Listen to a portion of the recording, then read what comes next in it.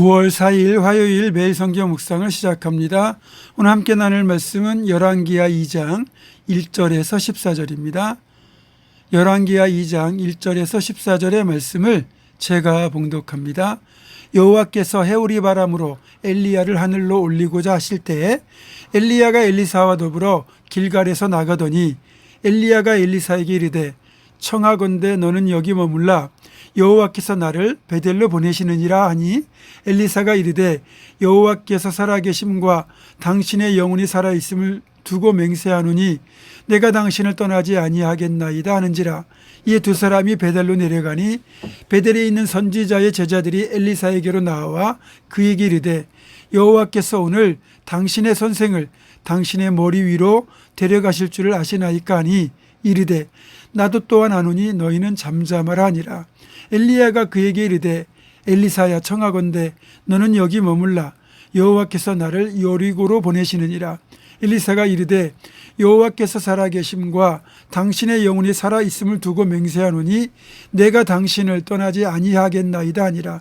그들이 여리고에 이르매 여리고에 있는 선지자의 제자들이 엘리사에게 나와 이르되 여호와께서 오늘 당신의 선생을 당신의 머리 위로 데려가실 줄을 아시나이까 하니 엘리사가 이르되 나도 아노니 너희는 잠잠하라.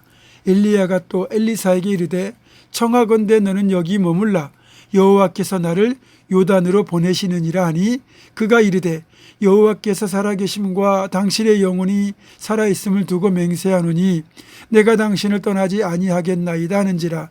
이에 두 사람이 가니라. 선지자의 제자 50명이 가서 멀리 서서 바라보매 그 두 사람이 요단가에 서 있더니 엘리야가 겉옷을 가지고 말아 물을 치매 물이 이리저리 갈라지고 두 사람이 마른 땅 위로 건너더라. 건너매 엘리야가 엘리사에게 이르되 나를 내게서 데려감을 당하기 전에 내가 내게 어떻게 할지를 구하라.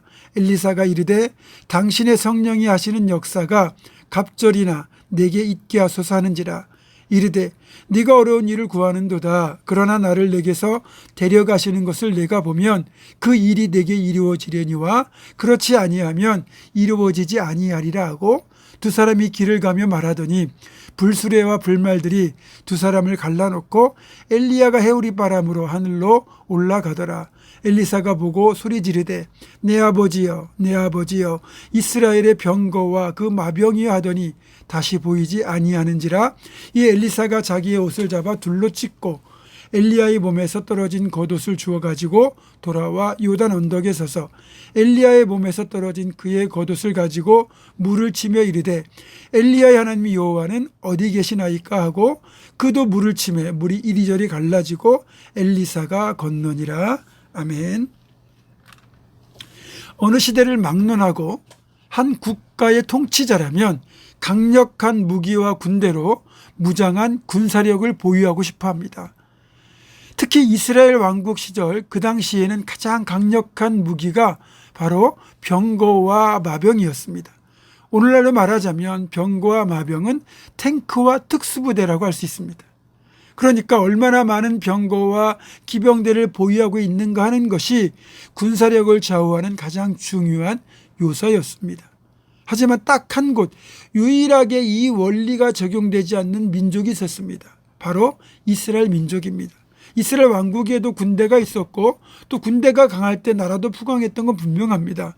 하지만 더 중요한 사실은 이스라엘의 부강은 군사력이 어느 정도였느냐가 아니라 이 나라가 신앙 위에 바로 서 있는가 그렇지 않은가가 국력을 좌우하는 진짜 중요한 요소였다는 겁니다.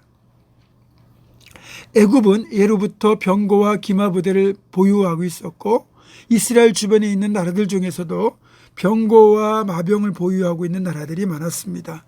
이들 나라들은 병거와 마병을 앞세워 이스라엘을 종종 침략하였고 그때마다 이스라엘은 군사력의 열세로 고난을 당할 수밖에 없었습니다.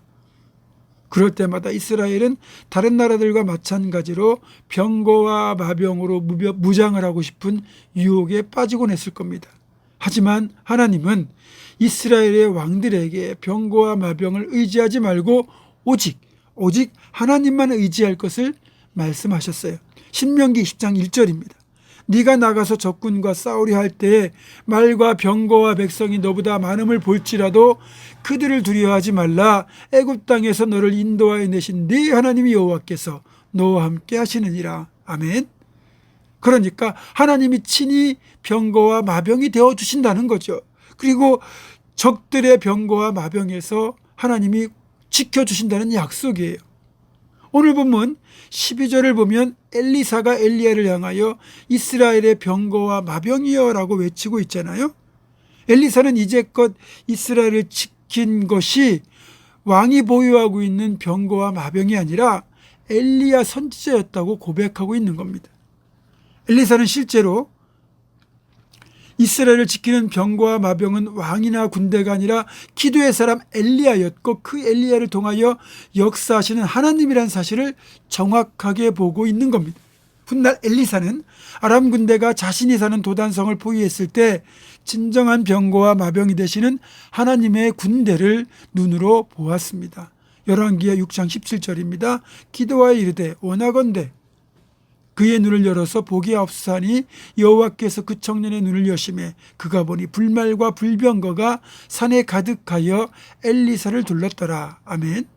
세상의 군대가 보유한 병거와 마병과는 비교조차 할 수 없는 엄청난 하늘의 불말과 불병거가 기도하는 사람들이 보유한 병거와 마병의 규모라는 겁니다. 성경의 역사 속에서도 기도하는 사람이 진정한 병거와 마병이 된다는 걸 가장 확실하게 보여주는 장면이 있는데 그게 바로 르비딤 골짜기의 전투입니다. 출애굽 이후에 처음으로 전쟁을 치르게 된 모세와 이스라엘 백성들에게는 산지에 사는 아말렉 족속의 갑작스러운 공격은 충격과 공포 그 이상의 것이었을 겁니다. 이스라엘 백성들은 출애굽하기 전에 애굽에 있을 때 벽돌을 굽던 사람들이에요. 손에 제대로 된 무기 한번 쥐어본 적 없고 전쟁의 경험이 없습니다. 그런데 실제 전쟁은 주먹 싸움이 아니잖아요. 칼과 창, 활을 가지고 싸우는 생명을 건 싸움입니다. 군사력을 놓고 보면 아말렉과 비교해서 이스라엘은 엄청난 열세였고 또 군대를 급하게 조직을 하긴 했지만 오합지졸일 수밖에 없습니다.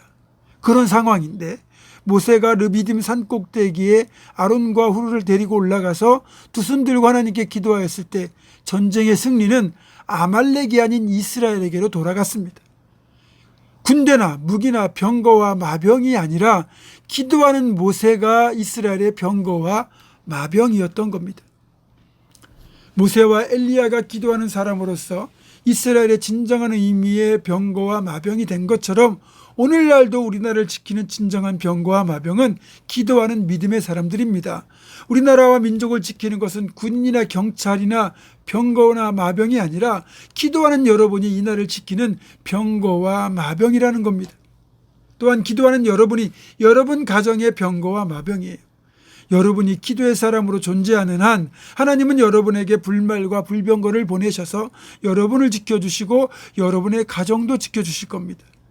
바라기는 여러분 자신이 여러분의 가정 또 이 나라 이 민족을 위하여 엘리야처럼 모세처럼 기도하는 든든한 병거와 마병이 되어주시기를 주님의 이름으로 축원합니다. 기도하겠습니다.